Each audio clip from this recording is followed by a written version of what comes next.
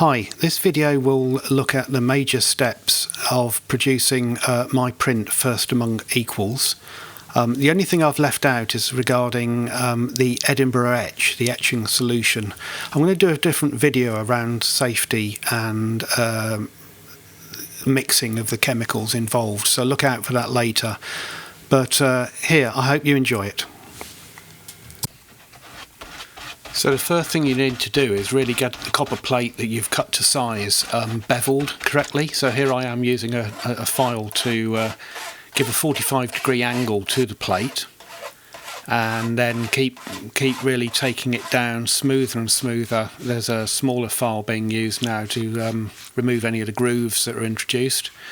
It's a long process, don't rush it, or else you'll regret it later when you come to printing. You'll get all sorts of burrs and things along the edge of the recess of the plate. Further sanding with all sorts of different pads and things you can see me doing here. It's a question of experimenting to really get that nice sort of reflective, clean metal surface that you can then polish with wire wool. You need a bit of brasso on there as well, good old brasso. Pour a little bit on, and the wire wool will then further along with the brasso give the metal a really good polish down. Obviously you get a bit of dirt in there as you go. You can see it takes a bit of time, speeded it up so you're not watching me for a long time and get bored with this. Don't go away.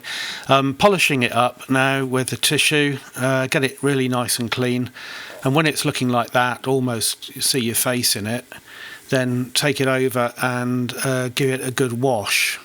Yeah, we're going to degrease it to really get it ready to receive the B.I.G Intaglio Ground.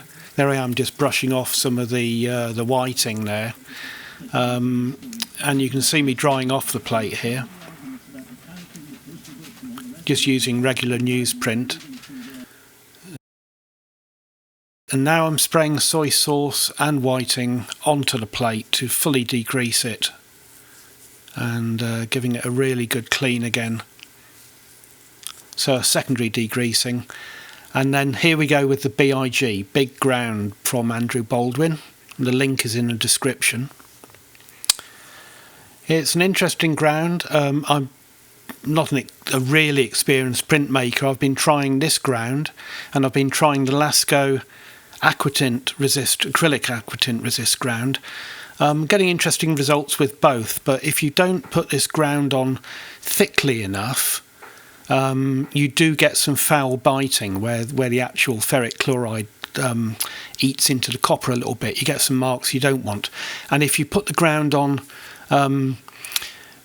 too heavily, then it kind of flakes and it's very hard to remove. So it really is a process of experimenting, and I reckon it will probably take me maybe a further 5 to 10 etchings before I really feel I'm on top of mastering both grounds, actually. But this is a really important step to get right.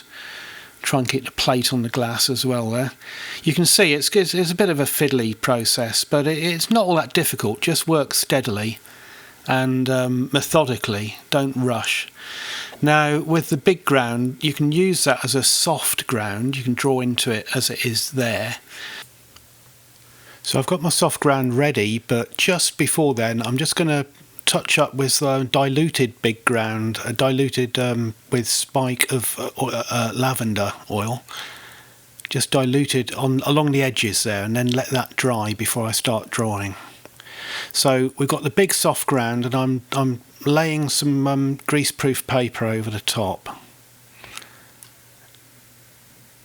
and then I'm transferring my design down. I'm just speeding it up a little bit so you don't get bored again. There I am, drawing away. This is a design I've taken from one of my recent paintings from a series that I've provisionally called Generator, but they're all going to have their own titles.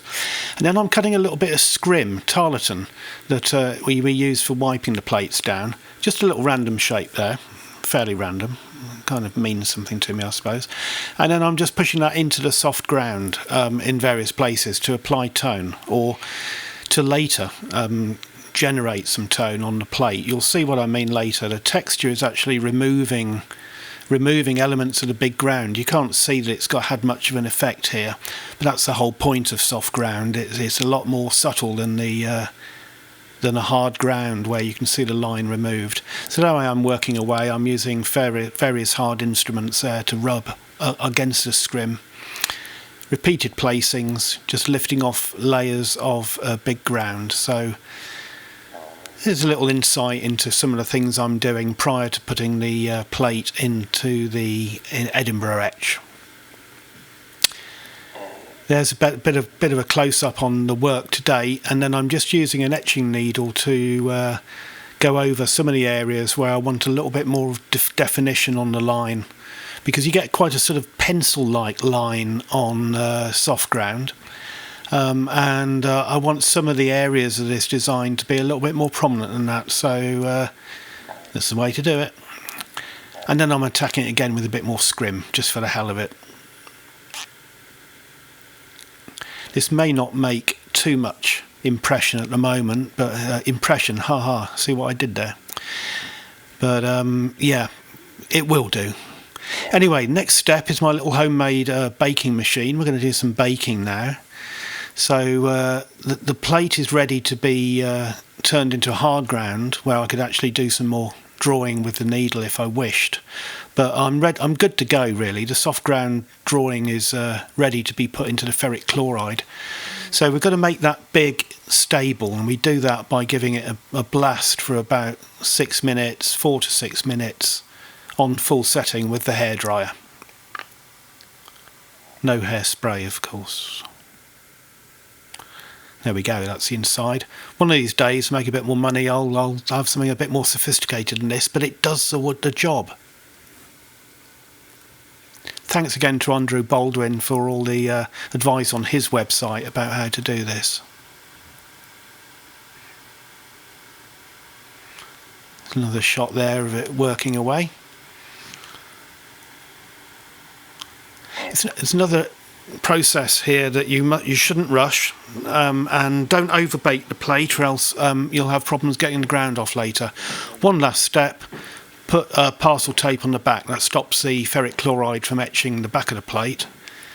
And then it's a case of whacking it in the ferric chloride. I think I did this for about 25 minutes, and there I am washing it off now. And we're going to have a look at the plate in a minute and see what we've got.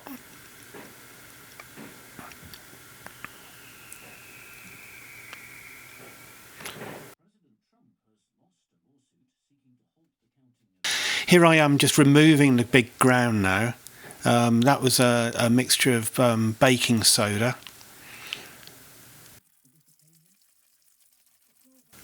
And you can see that the plate has been etched. That's from the soft ground etching that you saw me doing in this previous section. And I'm not all that happy with it. It's a little bit underwhelming, but the design is down. It gives me something to work with. So I could tell without even printing this that I could just see from the plate that it needed more work. So here I am using more stop out, the diluted big ground with a spike of lavender, just to paint over the design that I've already done. And then when this plate is returned into the ferric chloride, it's going to etch the plate further where the stop out isn't. I'm sure you've probably got the handle on that. Yeah, this stop out ground is going to stop the action of the ferric chloride wherever it sits on the plate. So I'm happier with this now. The design, all the lines, the rhythms are taking shape in here. But and then it's back baking again, a bit more baking. Nice and toasty. But if you're wondering what I'm doing here, I'm actually applying an Aquatint ground to ensure I get a nice even tone. So this is Lasco spray acrylic. I'll put a link in the description. And there's another video on this as well. And that's again a little homemade light box and spray booth there. It's very important to wear a face mask when you're doing this, if you are going to be working with any sort of aerosol. And then it's back into the Edinburgh etch again, as soon as that has properly dried, of course. There we go. Pop it in.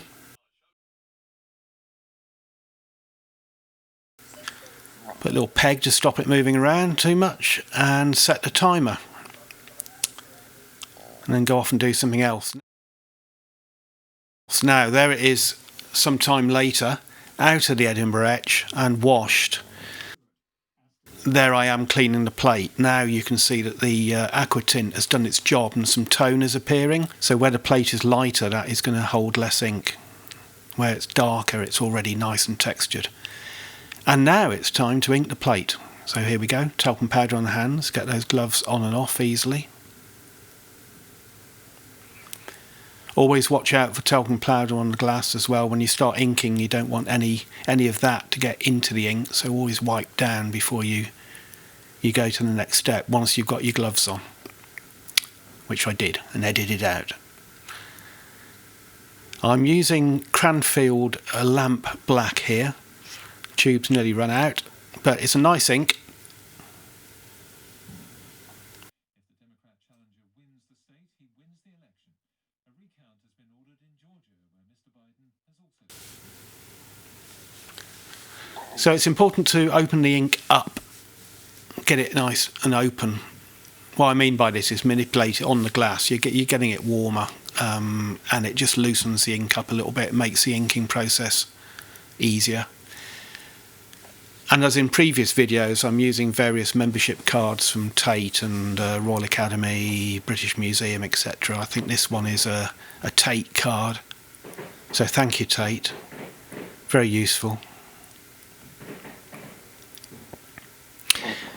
So initially you're just covering the whole plate, working the ink into the grooves, and then taking dirty tarlatan, dirty I mean well inked already, and then pushing it further into the plate. I've speeded up the video here again so you don't fall asleep, but you get the idea. It's a long process of wiping, repeated wiping. When the tarlatan gets too inky, obviously swap it out for something slightly less inky, and then much cleaner.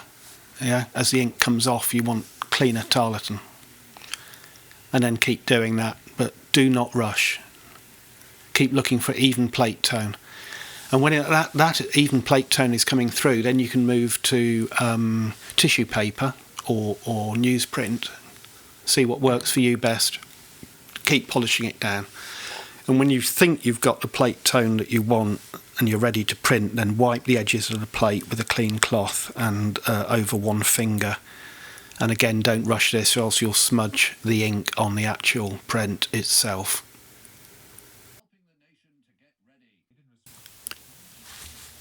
Okay, so I've put some Somerset paper back into the soaking tray for about 20 minutes. That's my standard sort of soaking time for this paper. I still use a timer just to remind myself of that, and then I normally do the inking after I've started soaking, and then the plate has gone through. Let's see what we've got.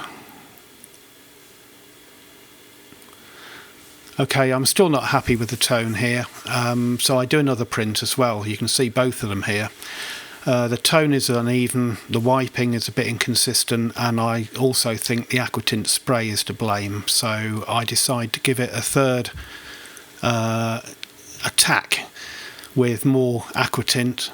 I'm going to just stop out first. You can see the result of that here. I'm going to get some more variance in the tone and then lay some more Aquatint spray ground over the existing bit plate. Yeah, so let's see what happens here. It's going to go back into the Edinburgh etch, and then I've cleaned it all off. This is the clean plate, and one final pass over the plate now with a burnisher and with a Drypoint needle. So what I'm doing here is trying to address some of the inconsistencies in the tone by either introducing extra tone with a Drypoint needle or reducing the tone with the burnisher. Here I am with a Drypoint needle, just adding a little bit to one corner of the frame. And there's a little burnisher, a little ball burnisher, where I'm taking things back. Okay, so the tool I'm using now is a double-ended tool. One side is a burnisher, the other is a nice dry point. Back to the inking. Always not rushing this step. Always making sure the edges are clean. And then after placing the plate on the print bed, just getting the paper there that's been under a towel, just to take some of the moisture out of it evenly, not too much, not too little. And then using some paper squares there just to keep fingerprints off the paper, laying it down very carefully over the plate, making sure everything is aligned. And then it's down with the blankets and hoping for a good result here.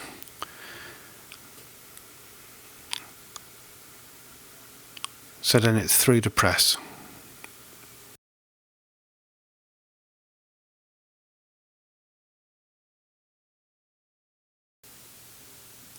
Okay, let's see what we've got. Fingers crossed.